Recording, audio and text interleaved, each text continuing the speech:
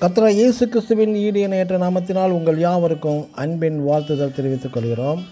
இன்று நாம் தியானத்துக்கு எடுத்துக்கொள்ள இருக்கிறதான வேத வசனம் 2 கொரிந்தியர் 1:20. தேவனுடைய வாக்குத்தத்தங்கள் எல்லாம் இயேசு கிறிஸ்துவுக்குள் இருக்கிறதே. பிரியமான தேவனுடைய பிள்ளைகளே, நமது பரிசுத்த வேதாகமத்தில் வாக்குத்தத்தங்கள் ஆயிரக்கணக்கில் உள்ளது.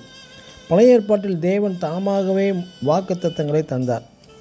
ஆபிரகாம், ஈசாக்கு, யாக்கோபு, மோசே மற்றும் இஸ்ரேல் ஜனங்களுக்கும் தரப்பட்ட வாக்குத்தத்தங்கள், ஆசீர்வாதங்கள் எல்லாம் அவர்களது உபவாசம் செய்து ஜெபித்து பெறப்பட்ட வாக்குத்தத்தங்கள் அல்ல. வாக்குத்தத்தங்கள் யாவும் தேவ சித்தப்படி அருளப்பட்டவை, அந்தந்த சூழ்நிலைகளுக்கு ஏற்ப அவர்களுக்கு அருளப்பட்டவை ஆகும். ஆபிரகாம் ஈசாக்கை ஆசீர்வதித்தார். எப்படி என்றால், உன் சந்ததியை வானத்தின் நட்சத்திரங்களைப் போலவும் பூமியின் மணலைப் போலவும் பெருக பண்ணி ஆசீர்வதிக்கிறார். அன்று ஜனத்தொகை குறைவு, ஆகவே தாம் தெரிந்து கொண்ட தமது ஜனத்தின் பலுகி பெருக ஆசீர்வதிக்கிறார் நம் தேவன். உபாகமம் 28:3-14 வரை உள்ள வசனங்களில் இஸ்ரேல் ஜனங்கள் கானான் தேசத்திற்குள் பிரவேசிக்கும் முன் தேவன் தந்த அளவற்ற ஆசீர்வாதம் வாக்குத்தத்தம். ஆனால் உபாகமம் 28 முதல் 1-2 வசனங்களில் இப்படிப்பட்ட ஆசீர்வாதங்களை பெற நீங்கள் சில கண்டிஷன் போட்டே தருகிறார்.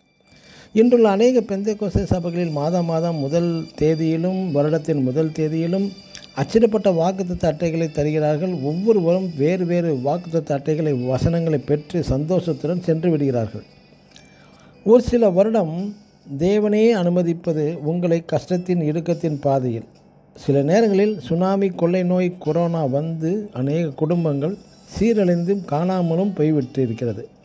எனக்கு அன்பான சகோதர சகோதரிகளை, நீங்கள் சற்று நன்றாக சிந்திக்க வேண்டும். உங்களை வழிநடத்தும் விசாரிக்கிற அன்பு தேவன் மாதம் ஒரு முறை வருடத்தின் முதல் தேதியில் மட்டும் வந்து உங்களை பார்த்துவிட்டு அதன் பிறகு மறைந்து விடுவாரா? அப்படிப்பட்ட கடவுளா நம் கடவுள்?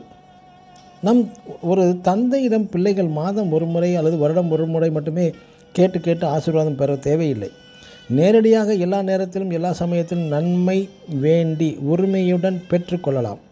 தனது தந்தையிடம் மாதம் ஒரு முறை வாக்குறுதி தாருங்கள், ஆசீர்வாதம் தாருங்கள் என்று கேட்காமல் தினம் புதிய ஆசீர்வாதம் தரும் தேவன் நம் தேவன்தான் அந்த நம்ம தந்தை.